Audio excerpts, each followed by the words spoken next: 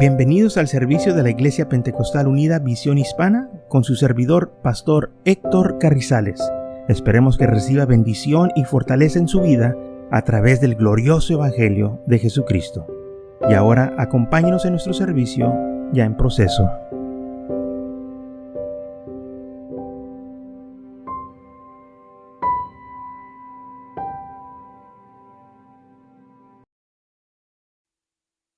Muy bien, entonces dice así Isaías 9, porque un niño nos es nacido. Estoy leyendo del versículo 6. Hijo nos es dado, y el principado sobre sus hombros, y se llamará su nombre admirable, consejero, Dios fuerte, Padre eterno, príncipe de paz. Lo dilatado de su imperio y la paz no tendrá límite. Sobre el trono de David y sobre su reino, disponiéndolo y confirmándolo en juicio y en justicia desde ahora y para siempre. El celo de Jehová de los ejércitos hará esto. Entonces vemos lo que dice la palabra del Señor. Este niño iba a nacer. Y se iba a llamar su nombre admirable, consejero, Dios fuerte, Padre eterno, príncipe de paz. Que concuerda con lo que dijo Pablo en Gálatas 4:4, cuando vino el cumplimiento del tiempo, Dios envió a su Hijo, nacido de mujer y nacido bajo la ley. Ahora, aquí también se nos pasa de lo que dice Pablo aquí. Aparte de que nació de una mujer, dice, nació bajo la ley. Quiere decir que Jesús vivió bajo la ley. Muchas veces nos pensamos que ya Jesús, todo lo que él hizo en los evangelios, ya era bajo la gracia. No, todavía estaba bajo la ley. Ese era el problema que él tuvo con los fariseos, los escribas, los sacerdotes, de que Jesús estaba violando la ley, que no guardaba el sábado. Y por eso, hermano, cuando usted y yo leemos los evangelios, lamentablemente muchas veces nos confundimos que esos eventos sucedieron bajo la gracia, pero no. Jesús vivió bajo la ley. Por eso Pablo dice en el libro de Romanos que Jesús es el fin de la ley.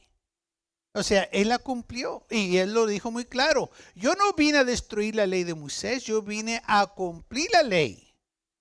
Yo no vine a destruir los profetas, yo no vine a destruir lo que está establecido. No, yo vine a cumplirla. Y eso fue exactamente lo que hizo. Entonces la vida de Jesús se llevó a cabo bajo la ley. Y ahí si entendemos esto, podemos entender por qué entonces el hombre que estaba en la cruz con Jesús no tuvo que ser bautizado, porque bajo la ley no tienen que bautizarse para ser salvos. Todo lo que tienen que hacer es ofrecer su sacrificio, porque estaban bajo la ley. Y muchos dicen, el hombre que estaba en la cruz no se bautizó, así que el Señor dijo que iba a estar con él en el paraíso. Pues sí, es cierto, pero también recuerda que estaba bajo la ley. Que en la ley se tenían que hacer los sacrificios y él tenía el sacrificio enseguida de él, que era Jesús. No tuvo que hacer su sacrificio. Pero ya una vez que Jesús muere y se levantó entre los muertos, todo cambia. Ahora ya fue glorificado y entra el era de la gracia. Y por eso dice Pablo, ahora somos salvos por gracia. Ya no es por obras, ya no estamos bajo la ley, estamos libres de la ley. Y entonces, si entendemos eso, vamos entonces a evitar muchos problemas. Y tenemos que entender que bajo la ley, aún así, sí había bautismos. Recuerden que Juan el Bautista bautizaba. Gente venía y los bautizaba. Pero en el bautismo de arrepentimiento. Y luego dice la Biblia también en el libro de Juan que Jesús también bautizaba. Pero recordemos, esos eran bautismos bajo la ley. Bautismos que los judíos hacían. Y recuerden también esto, que la ley era para los judíos, no para los gentiles. Usted y yo no teníamos nada que ver con lo que ellos hacían. Eso era específicamente ¿para quién? Para ellos. La Biblia lo dice muy claro, a los suyos vino y los suyos no le recibieron. ¿Qué es lo que no entendemos de eso? Que dice la Biblia, vino a los suyos. ¿A qué se está refiriendo ahí? ¿A los gentiles? ¿A los judíos? Pero ellos no lo recibieron, lo rechazaron. Y una vez que ellos lo rechazaron, abrió la puerta a nosotros los gentiles. Y sabe, después de miles de años, los judíos todavía rechazan a Jesús. Usted pensaría que ya en Jerusalén en este tiempo estarían celebrando el nacimiento de Cristo, ¿verdad? Pero no. Porque ellos no creen que Cristo fue el Mesías. Algunos dicen que fue un buen maestro, un buen profeta, pero no lo aceptan como el Mesías. Como nación, Cristo fue rechazado, pero como individuales hay muchos judíos que sí lo han aceptado. ¿Amén? Hay judíos personalmente, vea que ellos se comprometieron a creer este glorioso evangelio, pero como nación, no. Y aparte de eso, algo que me impactó a mí mucho, que sabía usted que muchos judíos son ateos. Y uno dice, pero ¿cómo puede ser posible si esta gente que tiene la ley, o que tenía la ley, que creían en el Mesías, muchos de ellos son ateos? Muchos de ellos son ateos. No creen ni en Dios. En ese estado está esa nación, hermanos. En ese estado está esa nación. Pero por eso dice el Señor que de dos iba a ser uno. De dos pueblos iba a ser uno. O sea, iba a formar la iglesia de judíos creyentes y gentiles creyentes. Nos iba a unir. Iba a ser una iglesia. Y gracias a Dios que usted somos parte de esa iglesia. Que podemos estar aquí ahora disfrutando las grandezas del Señor. Pero recordemos, todo empezó en Belén de Judá, cuando nació ahí como un niño. Isaías 62:11 dice así: He aquí que Jehová hizo oír hasta lo último de la tierra, decir a la hija de Sión: he aquí viene tu Salvador, he aquí su recompensa con él, y delante de él su obra. El Señor dijo que él iba a venir, y el pueblo de Israel lo rechazó. No quiso saber nada de él. Jeremías 23:5 dice así: He aquí que vendrán días, dice Jehová, en que levantaré a David renuevo justo, y reinará como rey. ¿No llamamos así a Jesús, el Rey de gloria? El cual será dichoso y hará juicio y justicia en la tierra. Zacarías 2:10 dice: Canta y alégrate, hija de Sión, porque aquí vengo y moraré en medio de ti, ha dicho Jehová. ¿Quién va a morar en medio de Sión? Dice el Señor, yo Jehová. ¿Y quién fue el que vino? Fue Jesús. Porque el Dios se manifestó en carne. Zacarías 9:9 dice: Alégrate mucho, hija de Sión. Da voces de júbilo, hija de Jerusalén.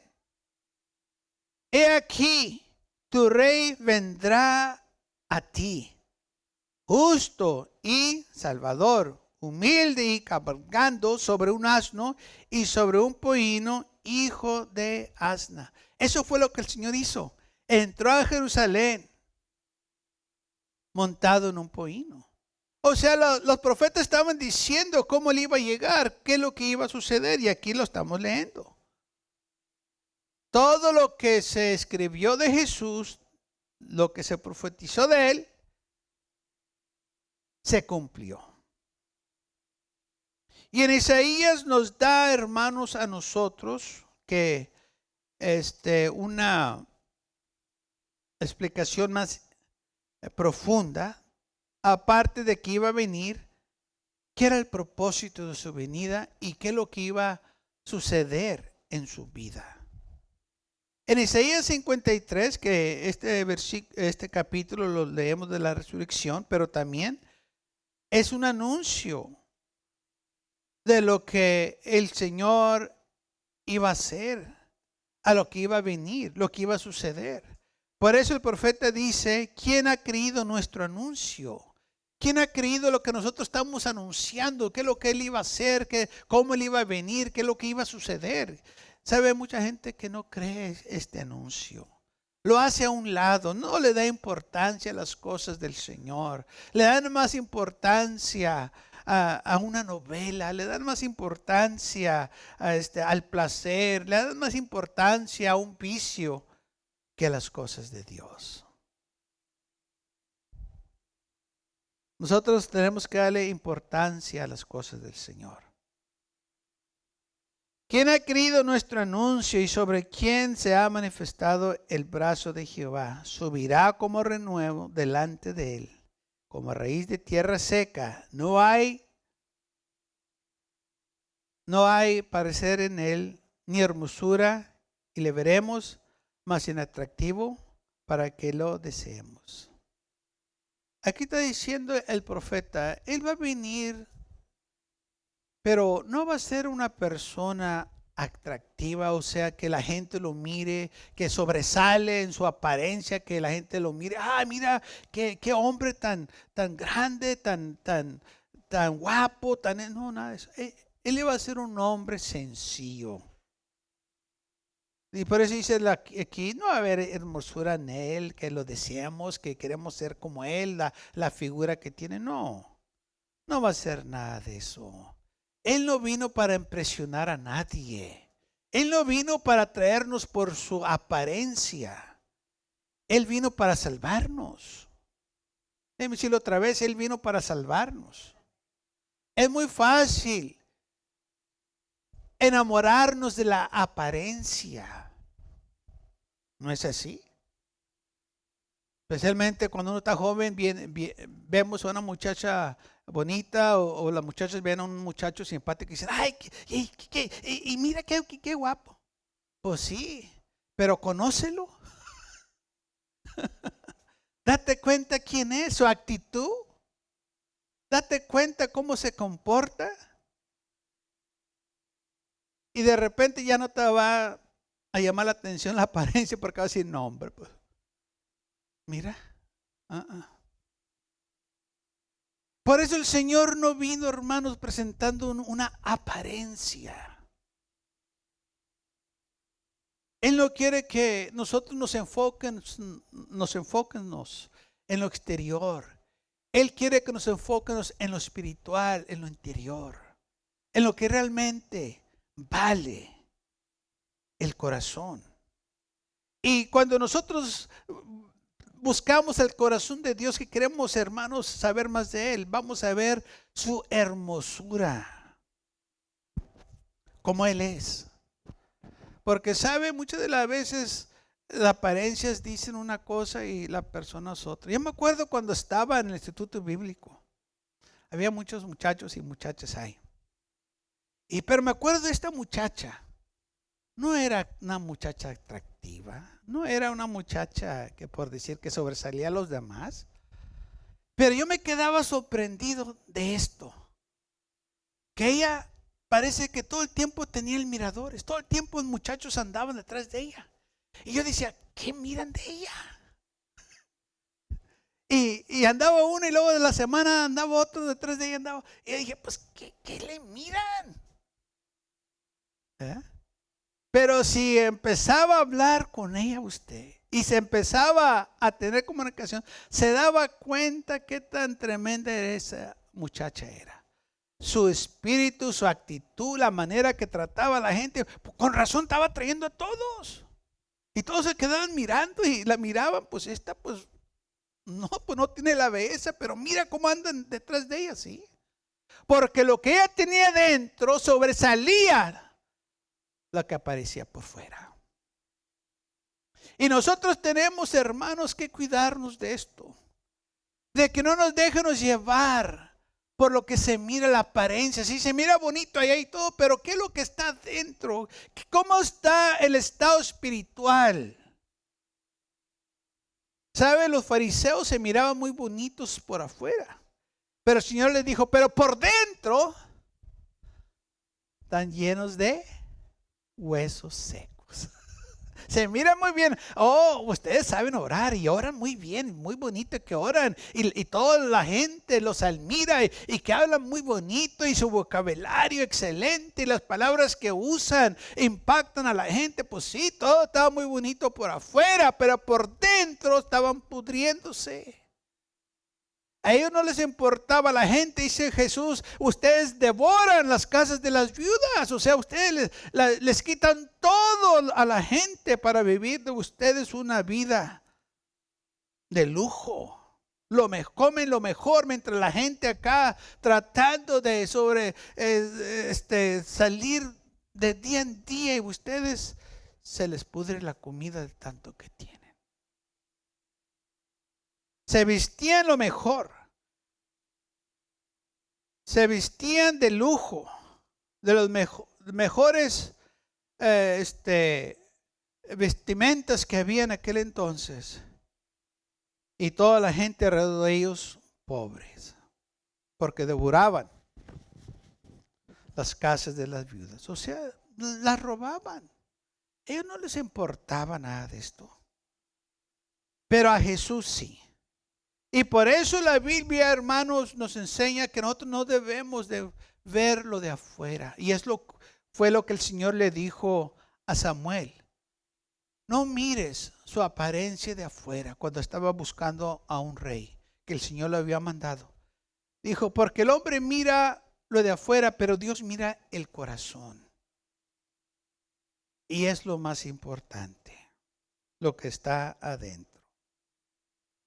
Y como le digo a esa jovencita que tenía muchos seguidores y yo me quedaba sorprendido. Y dije, pues bueno, cada quien su gusto, pero y así era. Y la miraba uno y otro y dije, bueno, ya por fin se casó y con un jovencito de ahí, pero y ella y otras más que miraba ahí que la apariencia, hermanos, salía sobrando. La actitud, el carácter, su espíritu que tenían sobrepasaba todo eso. Y es lo que el Señor quiere que nosotros nos enfoquemos. Que nos olvidemos de caminar por vista, sino que caminemos por fe. El Señor no apareció aquí en este mundo para traerlos con su apariencia, sino con el poder, demostración de su poder. Nos hablaba palabras de vida, palabras de amor, para que nosotros le siguiéramos, cambiáramos nuestra manera de vivir y que siguiéramos. Pero dice la Biblia, Isaías 53:3, despreciado y desechado entre los hombres, varón de dolores, experimentado en quebrantamiento, y como que escondimos de él su rostro, fue menospreciado y no lo estimamos. Despreciado, desechado entre los hombres. Cuando nosotros hablamos de Jesús, del amor de Dios y que Él amaba a todo el mundo, pensamos que todo el mundo lo amaba a Él.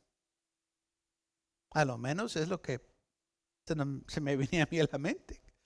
Pero si leemos las escrituras más claras y leemos aquí, era despreciado. O sea, lo aborrecían, lo odiaban. ¿Y sabe quién era los que odiaban a Jesús? No eran los pecadores. eran los religiosos, aquellos que profetizaban, que eran seguidores de la ley de Dios. Y el Señor le dijo, pues si son seguidores de Moisés, ¿por qué me quieren matar? Si dicen que aman a Dios, ¿por qué me quieren hacer daño? Lo perseguían. Y una de las cosas que la Biblia hace muy clara era que le tenían envidia. ¿Por qué le tenían envidia? Pues no era un hombre de veo, como dice aquí, de hermosura, de veo parecer, que era atractivo, no. Le tenían envidia porque más gente lo seguía a él que a ellos. Más gente se le acercaba a él que a ellos. A ellos los estaban ignorando. La gente los dejó de seguir. Y por eso se levantaron contra él para destruirlo, para matarlo. Y por eso dice la Biblia que fue desechado entre los hombres. Y luego dice, varón de dolores, experimentado en quebrantamiento. Sí, porque él vino aquí al mundo a los suyos y los suyos lo rechazaron. Los suyos se burlaban de él. Los suyos no quisieron saber nada de él. Al contrario, se levantaron contra él y lo condenaron a muerte. No quisieron que él reinara sobre ellos. Dijeron, ya tenemos un rey y se llama César. No necesitamos otro rey. Este que viene a quitarnos nuestros seguidores, este que viene a quitarnos la gente, no. Y por eso lo tuvieron que matar. Fíjense el odio que había. ¿Sabe? Para quitarle la vida a alguien lo tiene que aborrecer. Realmente despreciar a esa persona para quitarle la vida a alguien. Ese es el coraje, el odio que tenían con Cristo Jesús. Lo odiaban tanto que llegó a ese punto que la solución era matarlo. Ya no lo puedo ver a este tipo. Me cae mal, vamos mejor a matarlo, vamos a liquidarlo, vamos a deshacernos de él. Y eso fue exactamente lo que hicieron. Ese es el odio que el Señor, hermanos, sintió, fue rechazado. Y muchos quisieron quizás ignorar esto, muchos seguidores que él sanó después que se volvieron contra él. Pregunto yo, ¿dónde estaba toda la gente que Jesús sanó? Toda la gente que el Señor alimentó. Alimentó 4,000 personas, aparte de mujeres y niños. Sanó a muchos, porque dice la Biblia que sanaba multitudes. ¿Dónde estaba toda esa gente cuando Pilato dijo, ¿a quién quieren que suelte? ¿A Judas? ¿A Barrabás o a Jesús?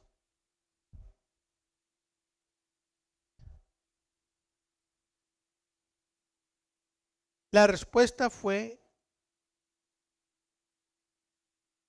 que sea crucificado y suelta a Barrabás. Y toda la gente que él sanó, que alimentó, ¿dónde estaban?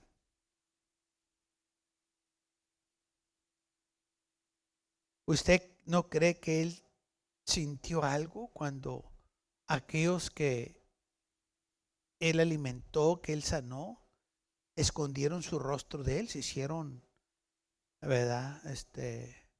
Los ignorantes que no lo conocían, no dijeron nada?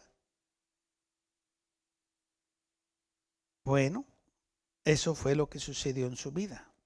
Varón de dolores, experimentado en quebrantamiento. 4. Ciertamente llevó él nuestras enfermedades y sufrió nuestros dolores. Y lo tuvimos por azotado, por herido de Dios y abatido. Él llevó nuestras enfermedades, sufrió nuestros dolores. En la cruz del Calvario se pagó la deuda que se debía por el pecado. Pero el pecado no nomás trae, hermanos, condenación, eterna a nuestras vidas. También trae aflicciones físicas a nuestros cuerpos. ¿Sabe que hay mucha gente que está enferma hoy en día por la vida que han vivido? Por los cosas que han tomado para sentirse bien, por embriagarse. Mucha gente que se emborracha para sentirse alegre y todo eso, y con el tiempo les afecta el hígado. Una de las cosas que no le dicen a la gente, que la mayoría de las cervezas es hecha con trigo. ¿Okay? El trigo. ¿Sabe de qué están hechas las tortillas de harina también? El pan. ¿Y qué es lo que te dice el doctor que no comas cuando tienes diabetes?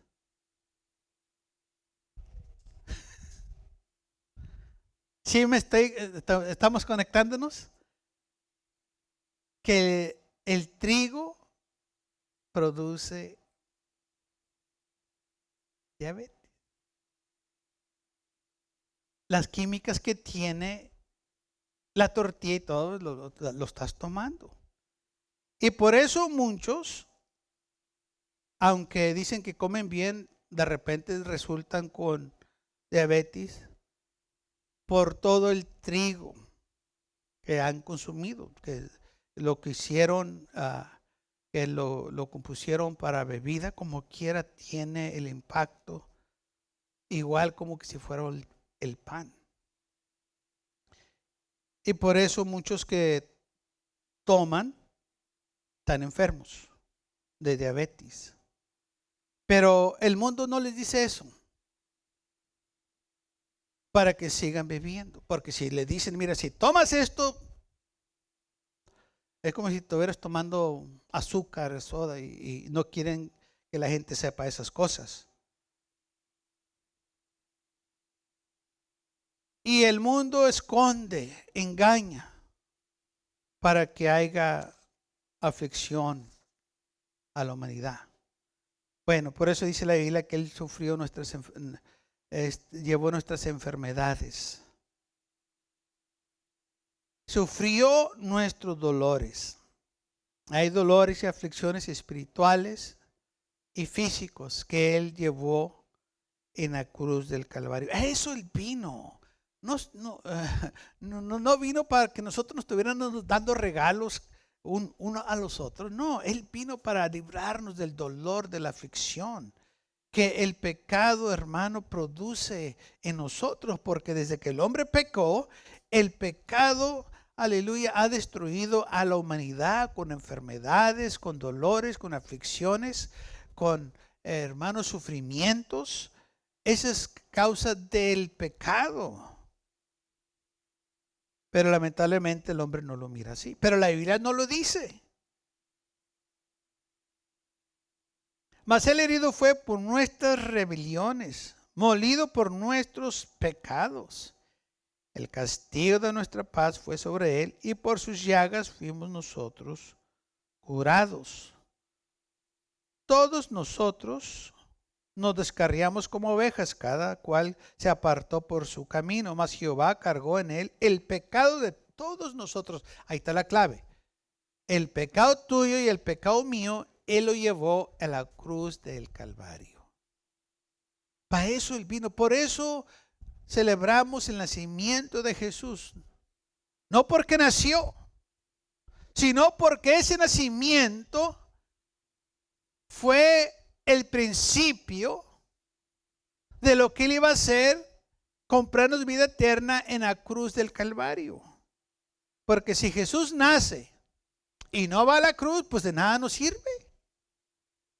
Estamos condenados todavía. Pero lo que hizo la diferencia, que Él fue a la cruz del Calvario y pagó el precio por nosotros. O sea, llevó el pecado por nosotros. La Biblia lo dice muy claro. Por causa de un hombre, hablando de Adán, el pecado entró al mundo. Y porque el pecado entró al mundo, se pasó a todos nosotros. Y nosotros, aunque nosotros no pecamos como Adán, ese pecado está sobre nosotros. Entonces, por causa de un hombre, todos fuimos constituidos pecadores. Pero también por causa de un hombre justo, todos podemos ser salvos en Cristo Jesús. O sea, un hombre nos arruinó, otro hombre viene y nos salva. Y por eso Él tuvo que venir como un humano, porque fue un humano que nos metió en este asunto. Y fue otro humano que nos sacó de este pecado.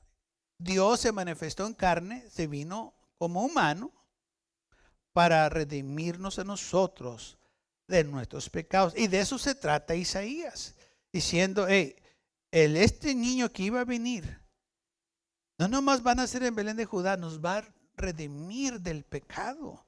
Se trata de redención del hombre, no nomás del nacimiento, de la redención del hombre. Hay que no olvidarnos de qué realmente se trata, hermanos, el nacimiento de Jesús. El nacimiento de Jesús es el inicio de la redención del hombre. Y por 3 años y medio Él anduvo predicando, anduvo, hermanos, proclamando las buenas nuevas. Muchos lo escucharon, muchos lo rechazaron, pero aquellos que lo recibieron les fue dada potestad de ser hechos hijos de Dios. Gracias por acompañarnos y lo esperamos en el próximo servicio. Para más información, visítenos en nuestra página web mcallen.church. También le invitamos que nos visite nuestra iglesia, que está ubicada en el 2418 Bowman Avenue con esquina calle 25 en McAllen, Texas 78501.